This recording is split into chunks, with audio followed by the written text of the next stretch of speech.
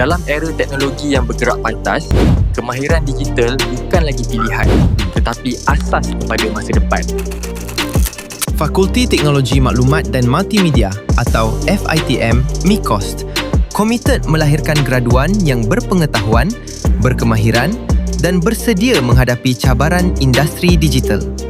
Fakulti ini menawarkan 3 program utama iaitu Diploma Reka Bentuk Grafik, Diploma Media Interaktif dan Diploma Animasi Digital.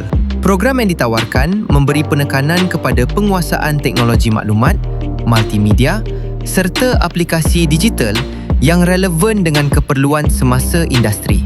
Setiap program adalah berasaskan hands-on yang melatih pelajar menguasai perisian profesional, reka bentuk komunikasi, media interaktif serta animasi 2D dan 3D untuk produksi sebenar. Selaras dengan IR 4.0, pelajar didedahkan kepada teknologi terkini seperti grafik digital, pemodelan 3D dan simulasi interaktif untuk bersaing dalam industri moden.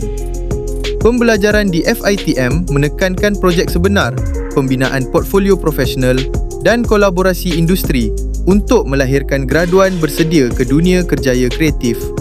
Dibimbing oleh tenaga pengajar berpengalaman serta disokong kemudahan dan peralatan canggih, pelajar dilengkapi dengan identiti kreatif dan kemahiran teknikal yang bernilai tinggi untuk masa hadapan. Jom jadi sebahagian daripada komuniti MIKOS. Daftar segera di www.mikos.edu.my atau hubungi 062 883 126.